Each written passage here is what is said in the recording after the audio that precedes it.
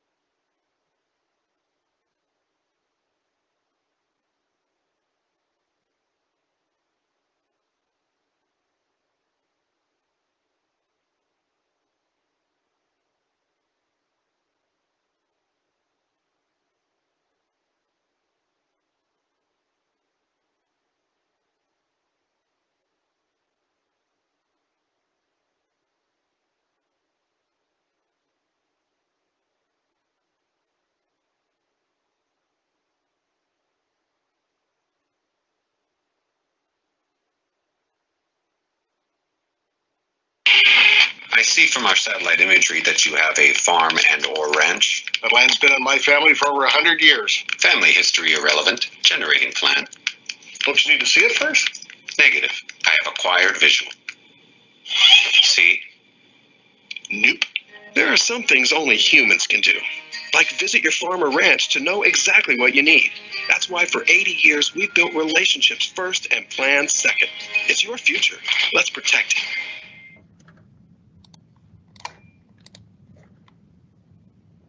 Well, good morning, everybody, and welcome to this joint presentation between the Arizona Farm Bureau and the New Mexico Farm and Livestock Bureau.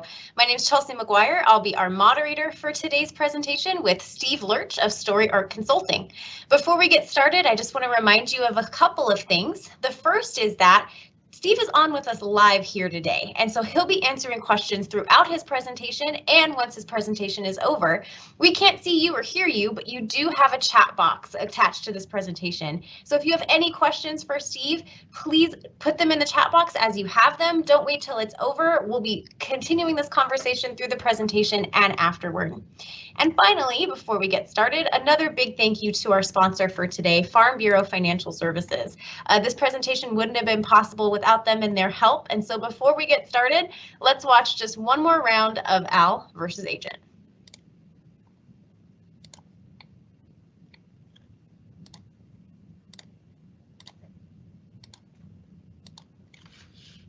Hello?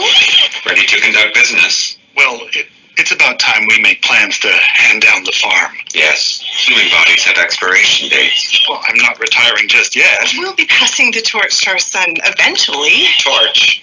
Fire. Activate fire hazard procedure.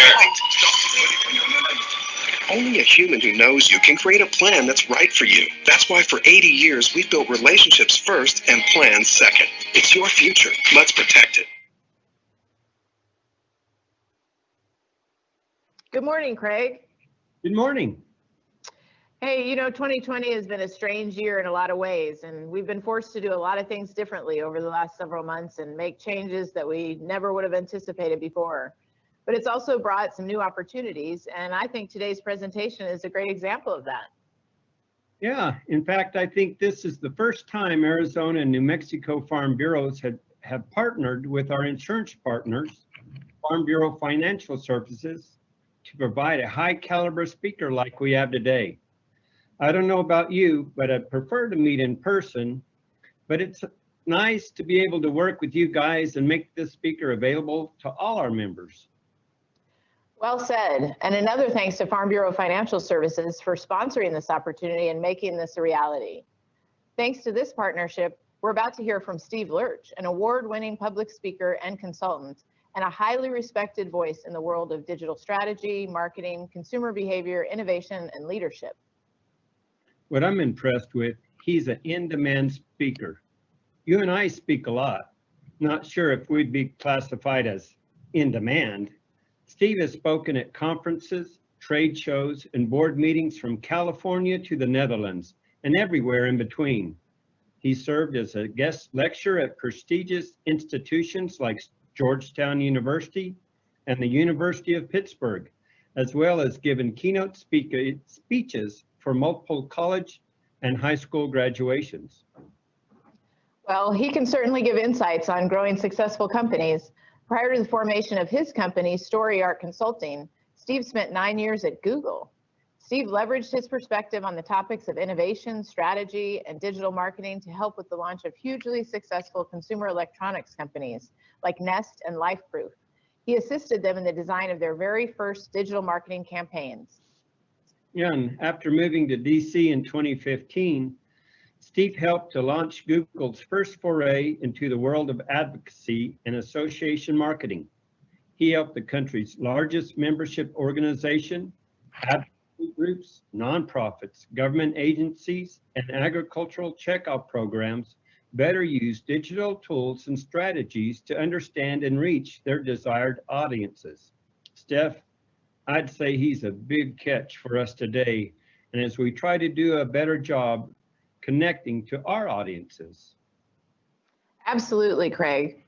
I just want to let everyone know that's watching today that if you have any questions for Steve, he will be sticking around after his presentation for Q&A.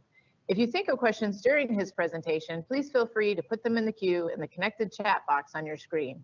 We will try to get to all of them in the allotted time. Well, with that, what do you say we turn over time to Steve? Steve, take it away. Good afternoon, everyone. I hope y'all can hear me and see me okay, and hopefully you can see the screen I'm sharing right now that says Understanding Modern Consumers. And I think there's probably no better time to talk about understanding consumers than in a year like this one, when so many consumer behaviors have changed and evolved and been emphasized by this incredibly unique and challenging global experience of navigating COVID-19.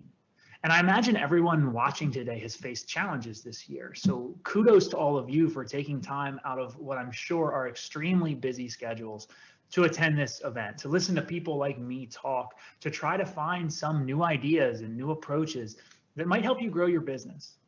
I think the farmers and agriculture professionals who are doing the best job of future-proofing their businesses right now are the ones who are seeking to better understand and better communicate with their consumers. Technology has made the world a lot smaller and made the supply chain a lot more transparent. And increasingly, everyone in that supply chain, from farmer to processor to packager to retailer, is going to have to do a better job of understanding consumer behavior and having an increased willingness to talk directly to end consumers. It can't just be brands and retailers anymore.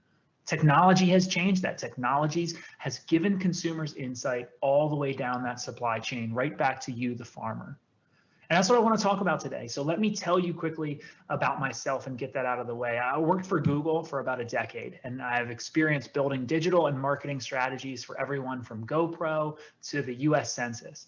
I've worked with hundreds of companies across dozens of different industries, but over the last 6 years, and as I founded Story Art Consulting about 2 years ago and left Google, I've specialized in the food and ag space.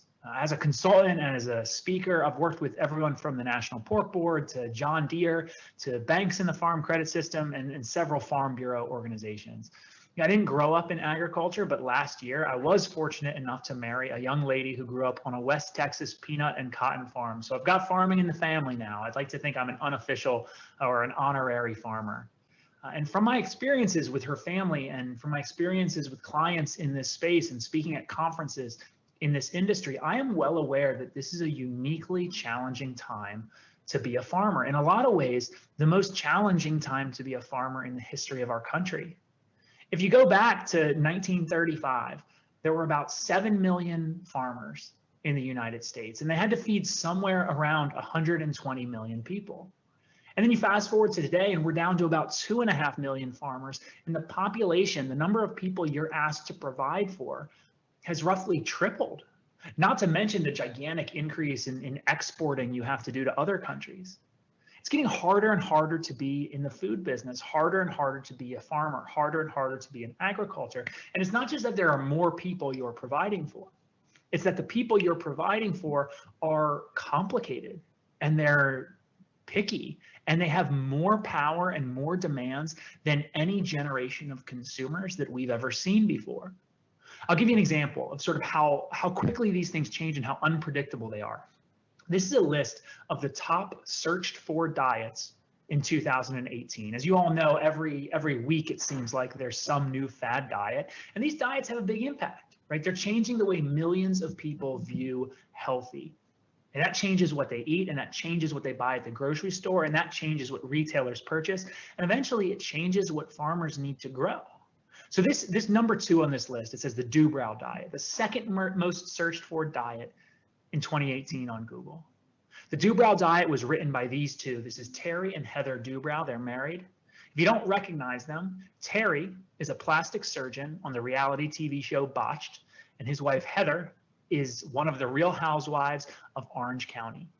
So one of the Real Housewives of Orange County wrote a diet that changed the way millions of people in this country eat. And the problem is, none of us could have ever seen that coming. That's not something any of us could have predicted, could have expected. And because of that, it's so hard to plan for. It's so hard to react to for everyone in this food system, for everyone in agriculture. And these new diets, these new trends, on a daily, weekly, monthly basis, it's resulting in consumers changing their preferences, changing their priorities. On a massive scale, consumers are suddenly saying, I'm gluten-free now. I don't want to eat GMOs. I'm only eating locally sourced. Or I only want high protein products, low calorie products. I'm on the keto diet. I'm on the Dubrow diet. Our consumers are more segmented, and again, more demanding than ever before. And part of this is because they have access to more information than ever before. There is more content, more choices, more technology enabling them to explore more options, to buy from more places, to get more different and unique experiences.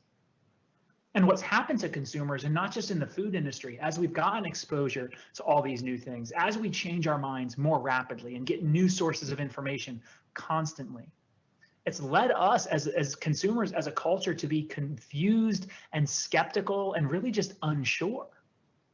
This is a video from the Jimmy Kimmel Show where they sent someone out on the street to ask people if they avoid eating GMOs. And if once they answered that question, ask them what a GMO is. I just want to show you a quick clip of two people answering that question.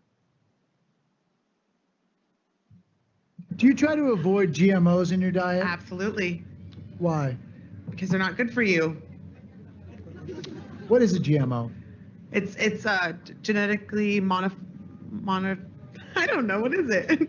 If you are eating whole foods, you want to eat what you're eating.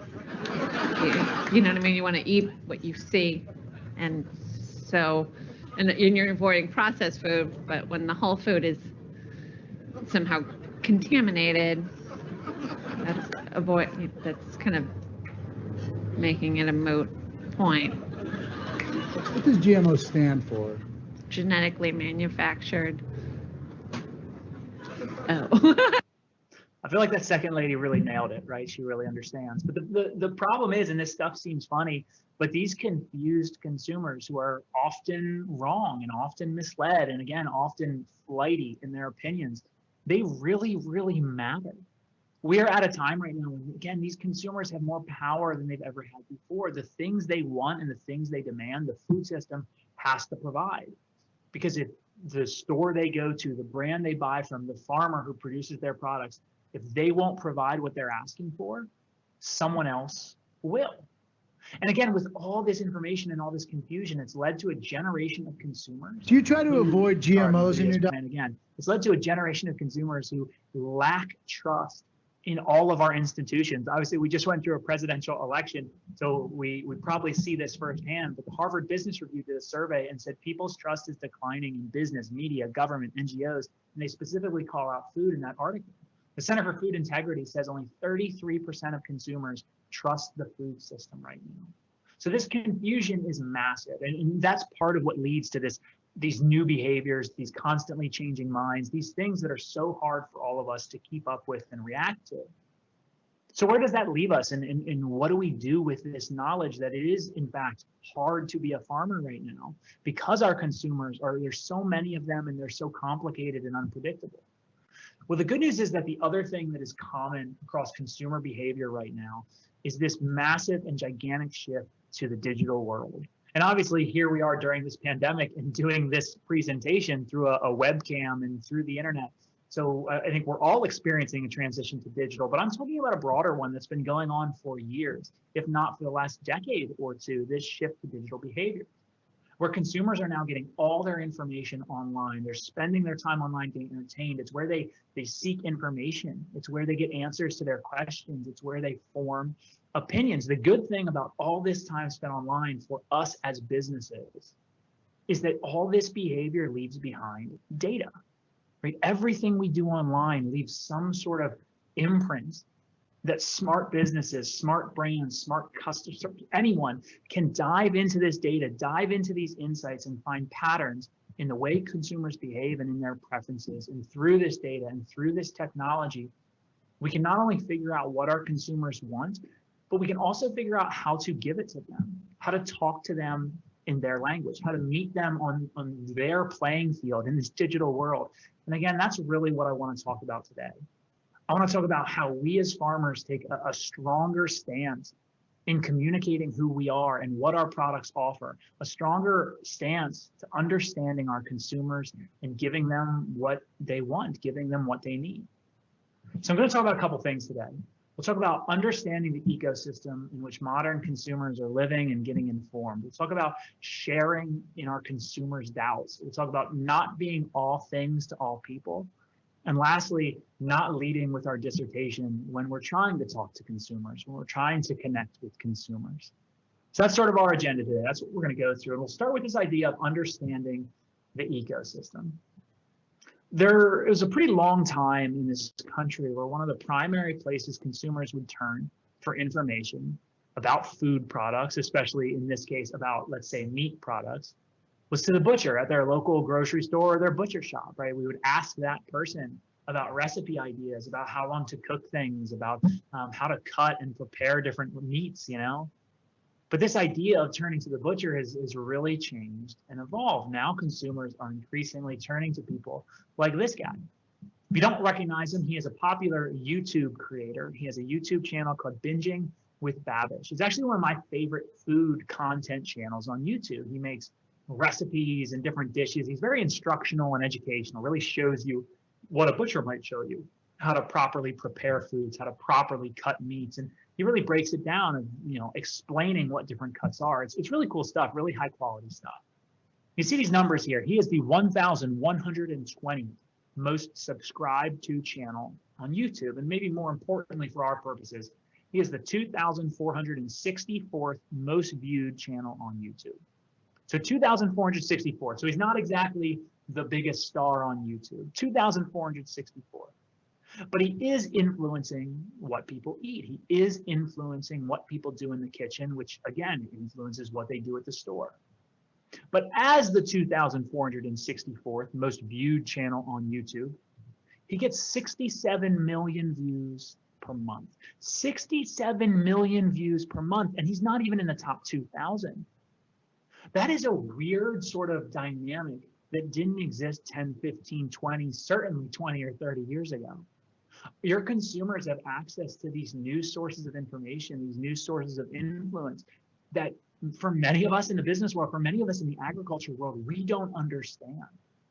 I could probably put up pictures here of the top 10 YouTube, Instagram, Pinterest food influencers, and very few of the people watching right now would recognize them. And you have to kind of accept the fact that that is a problem. That's not the way it should be. We should be challenging ourselves to understand the ecosystem that our consumers operate in. And people like Binging with Babish are a big part of their experience and their engagement and their decision-making process when it comes to food. And there are websites out there that can help you do this. I want to give you a couple tools today that I think can be helpful. This is a website called Socialblade. It is free, it is easy, it is simple. It's basically just a platform that lets you hop on, do some searches, and just figure out a little bit of information about the types of influencers or creators that are out there on these social platforms that are influencing your audience. And you can sort this website by things like food creators or health gurus.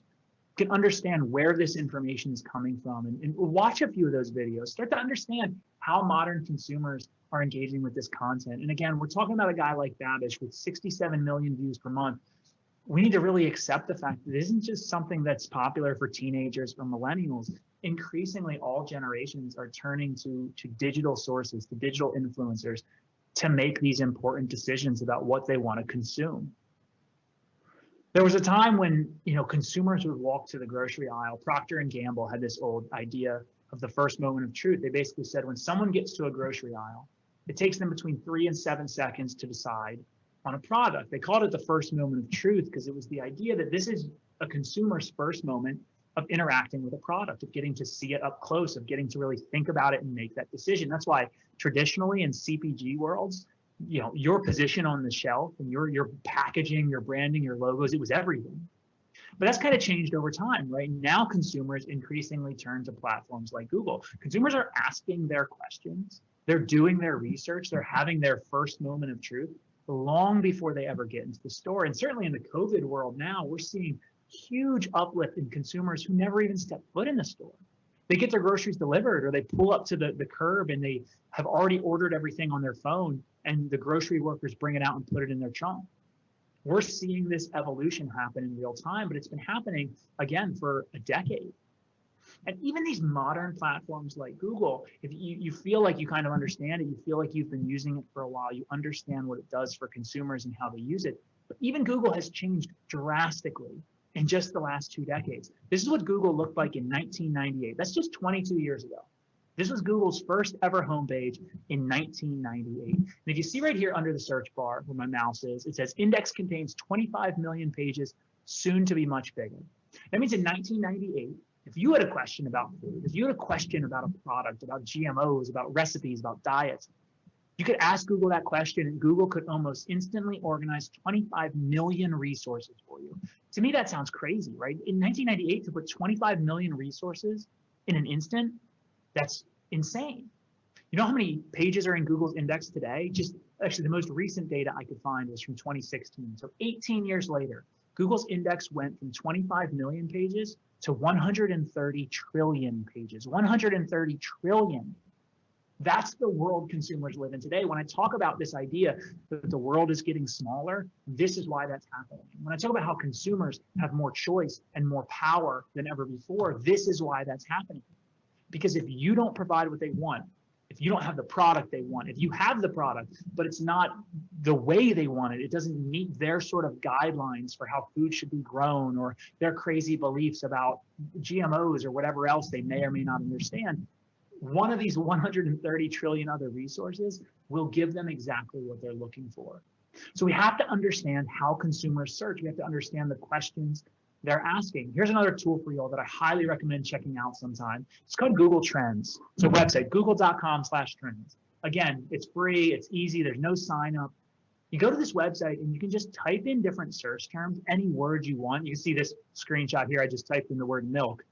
And it pops out with search data for you. It shows you how over time consumers are searching for that term. You can actually search for multiple terms at once, compare and contrast. You can understand seasonality, how people shop on a daily basis or a weekly basis, what kind of things they're asking. Are they more interested in GMO-free or organic?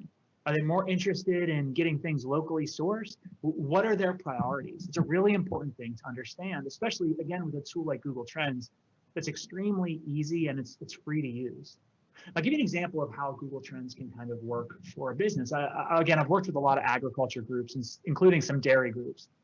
And one thing that we found over time, again, I use this example of milk. If you scroll down the page on Google Trends, there's a lot of other information.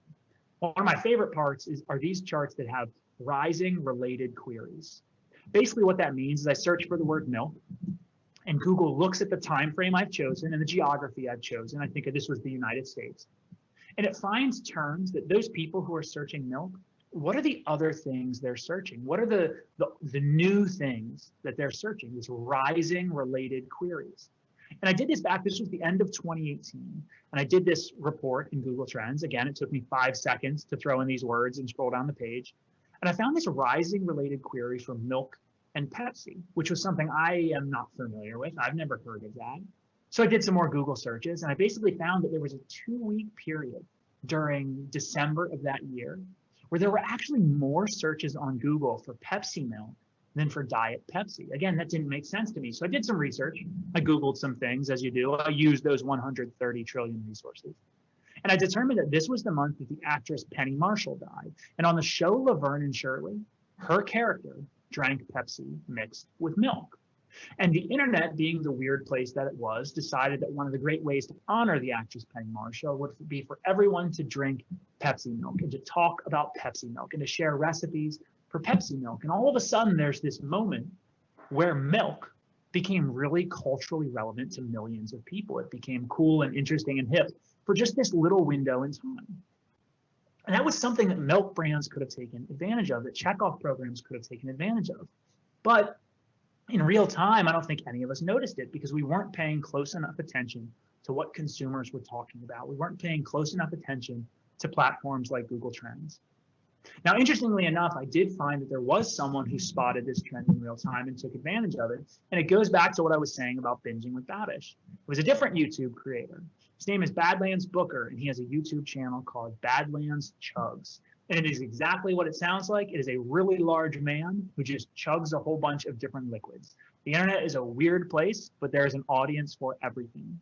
Now, Badlands Booker, this huge guy, was smarter than all the brands I worked with, was smarter than me, and paid attention in real time to what consumers were talking about. And the day after this trend started spiking, he came out with a Pepsi milk chug video. And even in the caption of that video, he captioned it, "R.I.P. Penny Marshall, this chug's for you." He was timely with his response. He realized there was a moment of relevance for what he does, and he decided to be part of that moment. And I know what you're all probably thinking. This guy just chugs a bunch of liquid on YouTube and people watch it. How could that possibly be interesting? Well, don't worry. I'm going to show you a little clip from Badlands Chug's Pepsi milk video. So here we go. This is from a part of the video where he's mixing the Pepsi and milk. And unfortunately, he lost the cap to the Pepsi.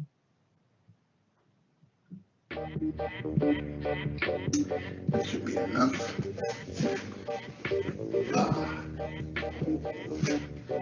Now the only bad thing about it is I threw the top away. But have some, well, I can mix it up this way. Oh, that wasn't smart. Uh-oh. Oh my goodness gracious. I like that video. I think it's funny, but one of my favorite things about the video is it looks like the budget was about $3 and it looks like it took them about 3 minutes to film. So this is not some big, high class, technologically sophisticated, big budget operation this guy has. It's just the guy who's paying attention to what people want, paying attention to what people care about. The 3 videos he posted previous to this one averaged around 200,000 views. This one got 1.5 million. It's nothing special, but it was timely. It was relevant. And that's what everyone in really every industry, but certainly the food industry, needs to start paying attention to and needs to start doing. These are easy things to start getting some attention on your products, some attention on your brands, some attention on your farm if you want to have a role in this. Using tools like Google Trends to monitor what people care about in real time. And there's other ways to do it too, right? There are social media platforms that are popping up every day. There's a new one. I guess now TikTok is all the rage. But whether it's TikTok or Facebook or Instagram or YouTube, your consumers are out there. Even if you don't have a page, even if you don't have a channel, people are out there on food content, on recipe content, on platforms or on channels like Binging with Babish.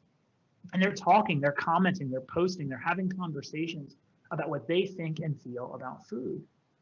Try to start paying attention to this stuff. Take 15 minutes a day to just browse the internet and see what people are feeling, see what people are saying. Find content that's related to the products you produce. Find content that's related to the area of the country you're in and see what people care about. There are also tools out there and platforms out there that are called social listening services.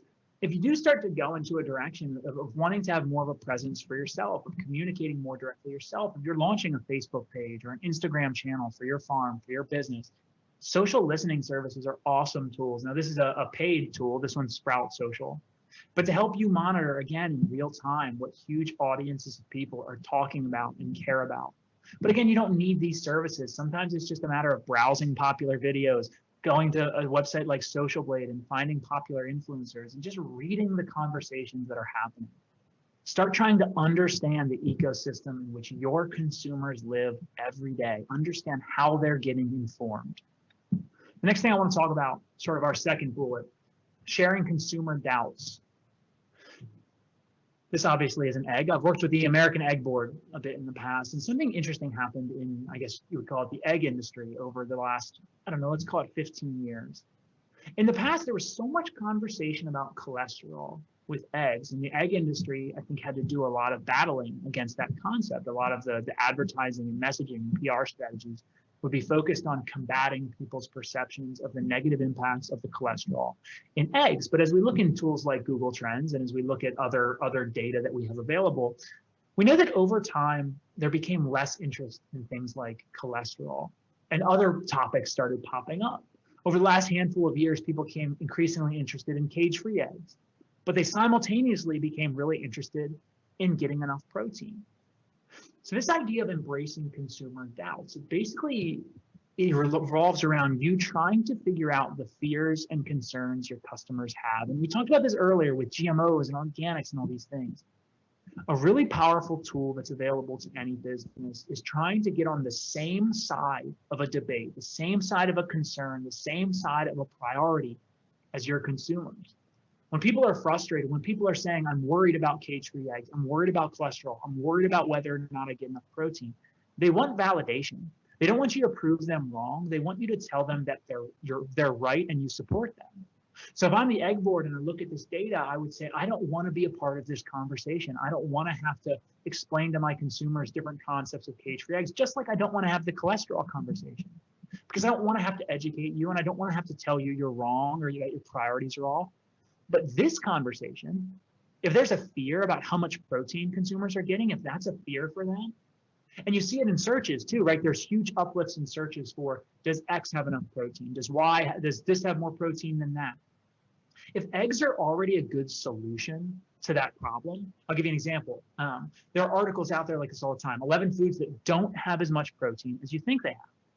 And there are searches like almond milk protein where people are asking these questions. Now, if I'm the egg board, this is a concern where I can get on the same side of it as my customers, where I can approach them in whatever my communications is, whether I'm an advertiser or a PR person, whether I have a Facebook or a website, or whether I'm just talking to buyers at retailers and different businesses, and I can say, hey, that protein issue that you care about, you're right.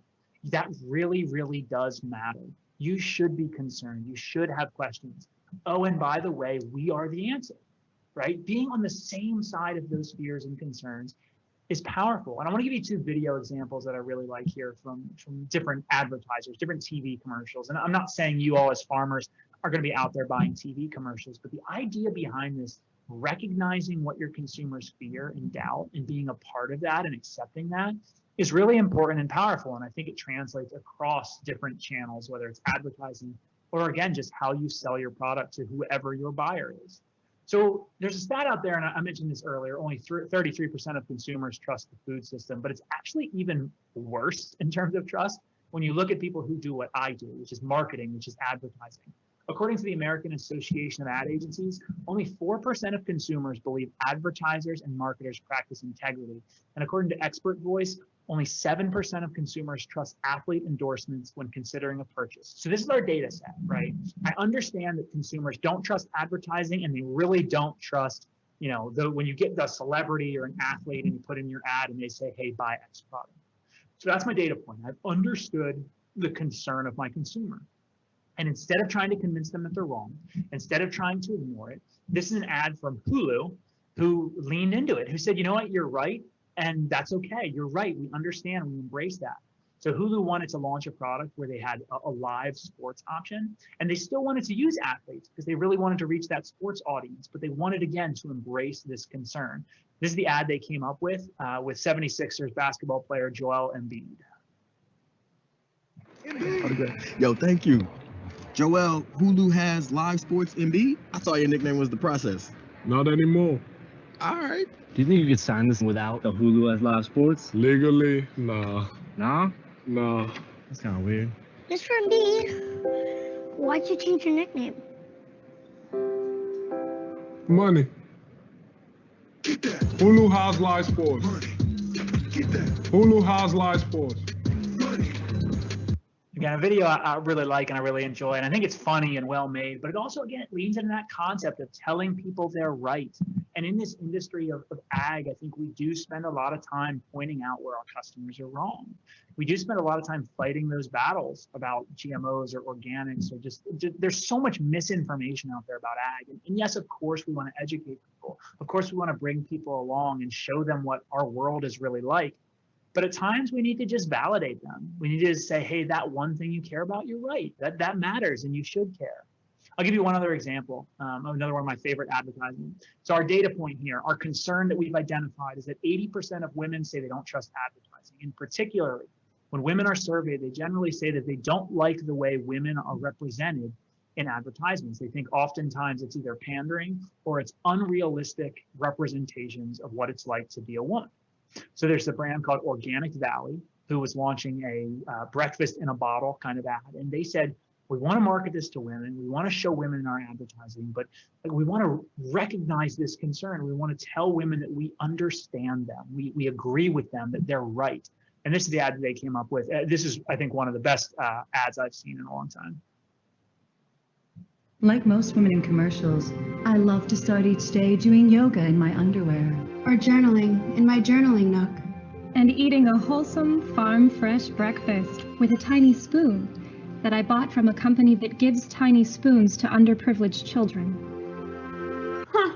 According to science, most professional women don't have time for any of that. Not that we need research to prove it, but there's research to prove it. 57% of us are up before the sun is up. 21% of us check our work email before even getting out of bed. What? Let's go get that morning meeting. 9% of women cite dry shampoo as one of the greatest inventions of the 20th century. I'm done. 33% of us never make our bed. Like, ever. 21% of us have used an article of clothing to camouflage a stain. Very nice. Only 16% of women would describe their morning with the hashtag blessed. And that seems kind of high. 58% of women will swear at someone or something this morning. Oh. You know what 100% of us do have time for? A real life Pinterest board? Fermenting your own small batch kombucha? Propose? No, an organic breakfast in a bottle. That's why we created Organic Balance. Propose? A nutritious organic breakfast with 16 grams of protein and half the day's calcium, so you can seize the cray. Find out what real women's mornings are really like at realmorningreport.com. Again, one of my favorite spots there. And again, it starts with that simple concept, right? These tools I'm talking about, using Google Trends to understand how people are searching, looking at comments on social media, websites like Socialblade or social listening services, figuring out those doubts and fears and concerns as the people constantly change their mind and constantly move on to new priorities. Figure out what scares them, what motivates them, what doubts they have, and then find ways to be a part of it, find ways to embrace it, find ways for your product to be the answer to it and not the argument to prove that they're wrong. I'll move on to my next sort of theme here, number 3. You can't be all things to all people. I think this is a really important one, and it's important for everyone sort of in this industry to understand. And I think it's true with every industry. And we see it in the political spectrum. We saw it with coronavirus and all the misinformation. Everyone in this country is very different, and they have different perspectives and different beliefs. And those beliefs can be segmented in so many different ways. This is another screenshot from Google Trends here. This is another report that's available on Google Trends. Again, it's free. It's super easy to scroll through.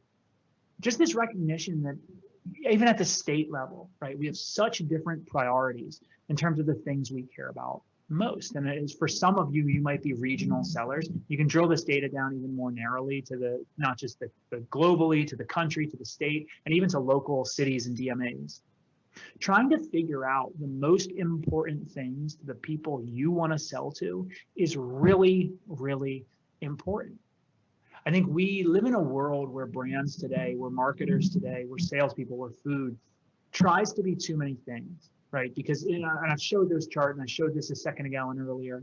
There are so many things consumers ask for that it's so tempting for us when we're talking to consumers to just spew out a million attributes of our product. Same with our packaging, right? You go to the grocery store and there are just banners and call outs on every product. Keto friendly, GMO free, high protein, low fat. And it's so much we're spitting out. And we need to use tools like Google searches, like Google Trends, like what's happening on social media. Those tools I've already talked about. We need to use that to look at all the things we're saying and say, okay, well, these are the ones that matter most to the customers I'm trying to talk to. And I'll give you an example of just how powerful this concept is. So this is Halo Top ice cream. Some of you have probably had it before. It came out a few years ago. And it was kind of positioned as like a healthier ice cream option. And this was their packaging. And it actually is pretty simple, right? They don't have a ton of call outs and big banners. It really is just 3 things. See it right here. Their highlights, what they wanted to focus the user on was that they have 7 grams of protein, 70 calories, and 4 grams of net carbs per serving. That was it. It was a pretty simple message. They weren't trying to be all things to all people, but they were trying to be 3 things to their audience. And in 2015, with this packaging, they did $1.4 million in sales. And then they did some research. And as you can hear as I talk through this, there's so much importance to understanding what your audience cares about. And what they figured out is that for the audience they were trying to reach, all this stuff was valuable. All this stuff was important. But at the core of this audience, there was one thing that screamed louder than everything else. And it was them saying, what we really care about is calories. Protein's great, carbs, all that stuff's important. We care about calories. How few calories, and not in a serving, in a carton. We want to be able to eat a carton of ice cream, or we want to be able to eat until we're tired of eating, not measuring a serving, and not having to worry about the calorie count. So Halo Top understood this. They figured that out, and they said, you know what, we're going to be that one thing. We're going to focus on that one important message. So they redid their packaging. That is what Halo Talk changed into. So at the end of 2015, and again, it's still got a